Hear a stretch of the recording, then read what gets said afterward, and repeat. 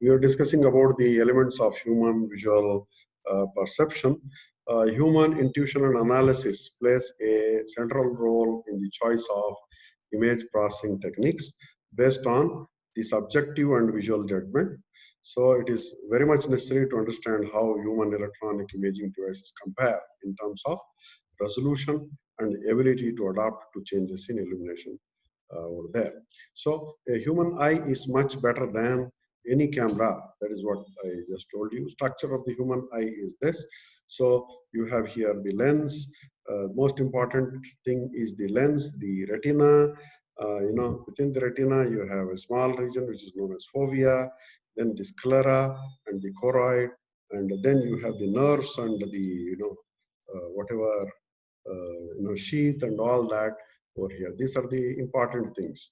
Then ciliary fiber, ciliary muscle, all this iris, cornea are always there. But as far as our discussion is concerned, we'll be centering around lens, retina, sclera, choroid, and the fovea, and also the blind spot which is there over here. Okay, so the eye is nearly a sphere with an average diameter of approximately 20 mm. Three membranes enclose the eye. The three membranes are over here. The cornea and the sclera are, outer cover. Then the choroid is there over here, which is in between. And then you have the retina, which is inside. Cornea and sclera are the, what you call, outer cover. Here you have the sclera, and here you have the cornea, right? This is the sclera. And in between you have the choroid, and then inside you have the retina. Retina is the most important thing. So innermost membrane of the eye is the retina, which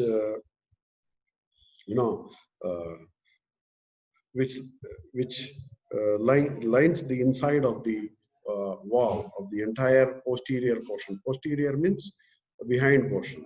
This is the frontal portion, and this is the posterior portion, right? This is the posterior portion, and this is the frontal portion. So when the eye is properly focused, light from an object outside the eye is imaged on the retina. So if you have an object over here, and if the eye is properly focused, the lens will focus it so that the image of this object which is there here falls on the retina over here. Discrete light receptors are distributed over the surface of the retina, and these receptors can be divided into two categories. One is the cones and another is the rods. Cones are located primarily in the central portion of the retina called the fovea. So cones are there here at the fovea, and they are highly sensitive to color. Each one is connected to its own nerve end. Okay, this helps a person resolving fine details, and they're connected with color and they're used for fine details. Muscles controlling the eye rotate the eyeball until the image of an object falls on the fovea. Okay, muscles which are there control the eye, rotate the eyeball until the image of the object falls on the fovea. Cone vision is called photopic or bright light vision. Bright light vision. Okay, so sensitive to color and bright light vision. Rods are distributed over the retinal surface. All these retinal surface rods are distributed, whereas cones are only in the fovea region. And several rods are connected to a single nerve end. So we have here, each one is connected to one nerve end in case of cones, whereas in case of rods, several rods are connected to one nerve end. Okay, so this fact, along with larger area of distribution, reduce the amount of detail discernible by these receptors. So the what you call amount of detail which we can make out is reduced because you have large number of the area distribution of the rods over there. So rods give a general overall picture of the field of view. Rods will give the general overall picture of the view. So they are not involved in color resolution and are sensitive to low level information. So whereas the rods are for color and bright level of information, high level of illumination, high level of illumination, rods are used only for low level of illumination. So rods are also called scotopic or dim light vision. So this is photopic, which is bright light vision for cones, whereas rods are scotopic, which are dim light vision. So density of rods and cones is being mentioned over here. You can see that, this just gives you the, what you call rods over here. And this again gives you the rods over here, right? In the whole of the retina. But whereas this is the density of the, so to say, cones over here, very high in the fovea.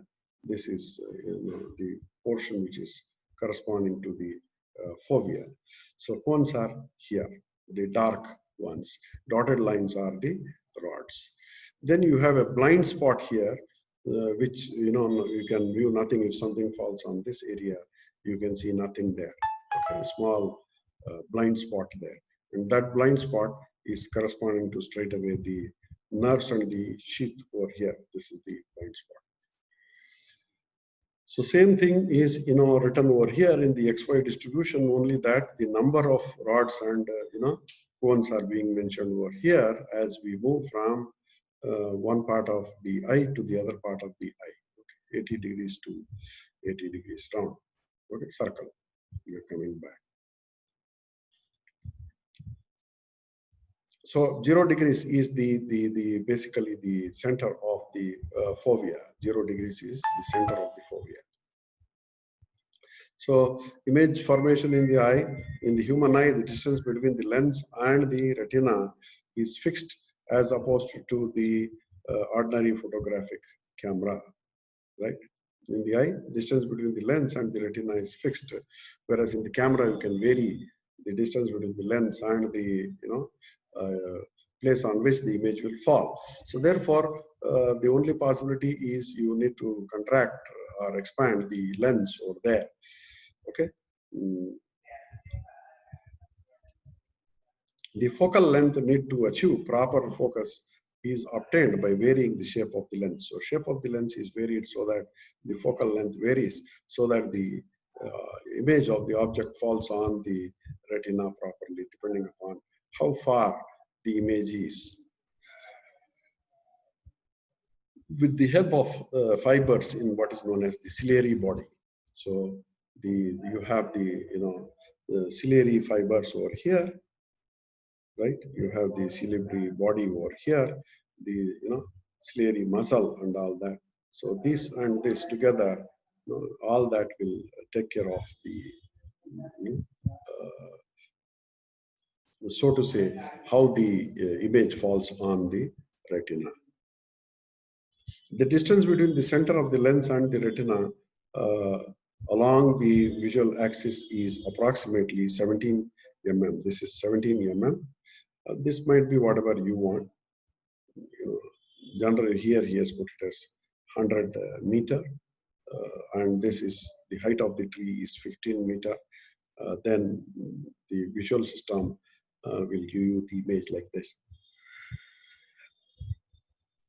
So the distance between the center of the lens and the retina along the vertical axis is approximately 17 mm, and the range of the focal length is approximately 14 mm to 17 mm. Focal length might be somewhere between 17 mm to 14 mm. The retina image is focused primarily on the region of the fovea. Whatever image is there, that is centered around the fovea. Perception then takes place by the relative excitation of light receptors, which transform the radiant energy into electrical impulses that ultimately are decoded by the brain. The brightness adaptation and discrimination is what we had considered. The range of light intensity levels to which human visual system can adapt is enormous, with the range of something like 10 to the power of 10, from the scotopic threshold to the glare limit, 10 to the power of 10. Subjective brightness intensity as pursued by human visual system is logarithmic function of the light intensity incident on the eye. Okay, so that's why we write here the logarithmic intensity over here, scotopic is here, photopic is here. Okay, this is scotopic and this is the photopic. So we know that the photopic is due to the cones and the scotopic is due to the rods which are there, and there's a glare limit here which is at the top over here, and the scotopic threshold is at this place, and this corresponds to the total adaptation range of the subjective brightness of a human eye with the log of the intensity of the brightness. However, the total range of the distinct intensity level of the eye can discriminate simultaneously is rather small, even though we have 10 to the power of 10, what you call order as the light intensity level. The the total range of distinct intensity level the human eye can discriminate simultaneously is rather small. Simultaneously means at a particular time. Okay, compared with the total adaptation range, the human eye can adapt, but at a particular instant of time, simultaneously it can distinct very few levels. So for any given set of conditions, the current sensitivity level of the visual system is called brightness adaptation level. Brightness discrimination is poor at low level of illumination, but it improves significantly as background illumination increases. So when we have low level of illumination, brightness illumination is poor, discrimination is poor. And if we have more illumination, such as when we have the sunlight appearing there, then naturally we can discriminate different objects in a better way. So at low level of illumination, vision is carried by rods, whereas high level, the vision is carried by the cones, right? So that means that when we have lesser amount of illumination in dark, rods are the ones which can make out more easily, whereas when full light is there, bright light is there, then the cones are the ones which will be more effective at that time. So we have here Weber ratio, which is the measure of the contrast discrimination ability. So if the background intensity is given by I, if the background intensity is given by I, and del IC is the increment of the illumination, then illumination is visibly against the background intensity, and Weber ratio, we write it as del IC by I, where del IC is the increment and I is the background, so to say, the background illumination. So a small value of del IC by I implies that small percentage of change in intensity is visible, representing good brightness discrimination. So if you have a smaller value of del IC by I, this implies that there is a small percentage change in the intensity representing good brightness discrimination. A large value of del IC by I implies that a large percentage change is required for discrimination, representing poor brightness discrimination. It will be poor brightness discrimination over here when del IC by IC is large. When del IC by IC is small, then it will be good discrimination, brightness discrimination. So a small Weber ratio indicates good brightness, whereas a small percentage change in the illumination is desirable, where a small percentage change in illumination is desirable. On the other hand, a large Weber ratio represents poor brightness, indicating that a large percentage change in intensity is needed. So the curves here show that the brightness discrimination is poor, large Weber ratio at low level of illumination, and it improves significantly, that is Weber ratio decreases as background illumination increases. So we have two branches illustrating the fact that low level of illumination vision is carried out by rods, whereas high level showing better discrimination cones are at work. So here you have cones are at work for showing better discrimination, and so to say the rods are at work when low level of illumination is there over here. This is low level of illumination. This is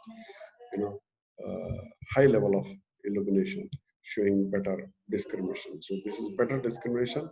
This is lesser discrimination. Okay, so this is log I and this is log IC by I.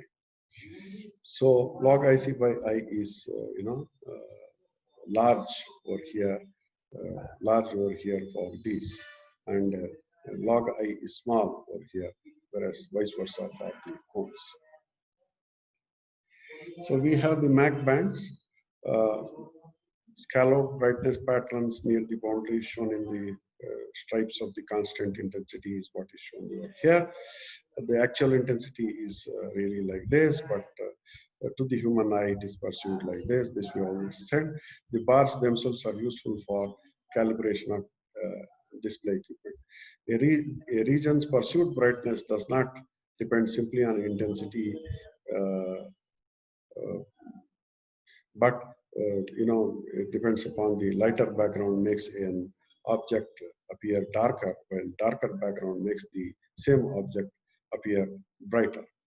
Uh, so this might be of same color over here. All these three are of this, and this are of same color. But here, you have the lighter background here. Okay, region brightness does not depend on intensity. Lighter background makes the object appear darker. This appears more darker, whereas a darker background makes it appear more lighter. Even though these colors are same, we see that this appears as if it's more dark compared to this. Okay, because the background here is more light, the background here is more dark. So this is optical illusion, which we have discussed. Even though these lines which are there here are parallel, it will appear to us as if they are not, because we have drawn vertical lines and horizontal lines across this. And I have said that this is of same length as this. Even then, it appears as if they are of different lengths. This is smaller than this, it appears, but it's not true. Similarly, the occlusion is appearing over here. That means you have a square in front of four different circles, but it might not appear like that. So that is optical illusion. Okay. So similarly, this will be it'll appear as if you have lines over here at this point, and this is a small circle over here, and might be that you have a bigger plate over here where lines are written over here, right? This is just the electromagnetic spectrum which we have just shown, and visible spectrum is very small part of the electromagnetic spectrum, which ranges from gamma to the radio waves. Visible spectrum is only 0.43 micrometer, violet to 0.79 micrometer, red, and the regions which we call them as VIBGYOR. Okay, different colors: violet, indigo, blue, green, yellow, orange, and red. Colors are perceived because of light reflected from an object. So this we have discussed. We can make out the color this as green just because if a white light falls on this, all the colors in the white light are absorbed. Only green light is reflected. Hence, the person viewing it will feel that this is a green object. So absorption versus the reflectance of colors. An object appears white because it, reflects all colors equally. Light that is void of color is called monochrome or achromatic light. If light does not have any color, it is known as monochromatic or achromatic light. Its only attribute, a monochromatic light or achromatic light's attribute is only its intensity. Intensity specifies the amount of light. Since the intensity of monochromatic light is perceived to vary from black to gray shades and finally to white, the monochromatic intensity is called gray level. We generally use the term gray level for monochromatic light. That means we don't have different colors in that. The range of the measured values of the monochromatic light from black to white is called grayscale, and the monochromatic images are called grayscale images. We generally call monochromatic images as grayscale images. Chromatic light spans the electromagnetic spectrum from 0.43. Colored spectrum spans from 0.43 micrometer to 0.79 micrometer. Violet to red. The quantities that describe the quality of the chromatic light are we might write frequency F is equal to Cy lambda, where lambda is the wavelength, and sees the speed of light. The radiance is the amount of energy that flows from the light source and is measured in watts. Okay, it is the amount of energy that flows from the light source, whatever light illuminating source you have. How much energy is radiated is decided by the radiance. Luminescence is the amount of energy that an observer perceives and is measured in lumens. So how much the human eye can perceive, the observer is perceiving the amount of energy, that is known as luminescence. Brightness is similar to the intensity in the achromatic notion and cannot be measured. So generally brightness is the one which we cannot measure. Okay. So image sensing and acquisition is what we had considered. So, single imaging sensor. Images are generated by a combination of an illumination source and the reflection and absorption of the energy from the source by the element of the scene being imaged. Okay, you have the object which absorbs some part of the light and reflects some part of the light. Together, how the illumination source is illuminating the body, which has to be viewed together, will be the image, which the combination of both these together will be the image over there. So principal sensor arrangements used to transform the illumination energy into digital image are single imaging sensor, single one line sensor, array sensor. So we've seen all this. Single array sensor is like this with all its parts. Energy falls here, and you have the sensing material. So single imaging sensor is a single photodiode which is constructed with silicon material, and its output voltage is proportional to the amount of light falling on it. The use of a filter in front of the sensor improves the selectivity to remove the noise. For example, a green light results in a stronger sensor output for green light than other components of the visible spectrum. In order to generate a 2D image using a single imaging sensor, there has to be a relative displacement in both X and Y directions between the sensor and the area to be imaged. So if you have a single sensing device, you have to just keep on moving this above the image, in the 2 dimensions X and Y to get the image of a particular 2D body. Similarly, you can have a line sensor. A line sensor will consist of an array, single dimension array of the, single sensors like this. Okay, one dimensional array of the sensors like this. So consists of an inline arrangement of sensors. In a single line, we arrange many different sensors in the form of a sensor strip, which provides imaging elements in one direction. So if you have a body to be, image, then you just move it in this direction, right? So that you can, take the image of that. Movement perpendicular to the strip provides imaging in the other direction. So we need to move the what we call strip in the perpendicular direction to the strip to provide the imaging over there. This arrangement is used most in the flatbed scanner. Scanning devices with 4,000 or more inline sensors are possible. We might use something like 4,000 over here. Applications of sensor line sensors include airborne imaging of geographical area, medical and industrial imaging to obtain 3D images of the objects. Similarly, you have the array sensors. Here the image, single image sensors are arranged in a 2-dimensional array like this, right? As the arrays are arranged in 2 dimensions, the complete image can be obtained by focusing the energy pattern onto the surface of the array. So you need a single what you call array might be sufficient to take an image at a certain instant of time. You don't need to move this, whereas this need to be moved perpendicularly, whereas this need to be moved in the both the directions. Here the motion is not needed. Okay, so directly you can take the image. This arrangement is found in digital cameras, which are CCD sensor packed in the array of 4,000 to 4,000 elements of it or more. So this is in CCD cameras. This is in medical imaging or airborne geographical imaging. Okay, examples.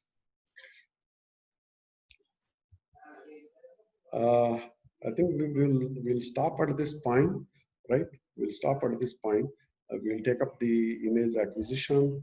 Really speaking, I have covered part of this also, but we'll try to cover this in more details in the next class.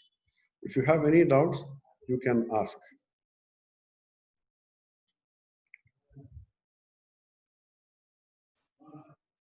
Anybody has any doubts?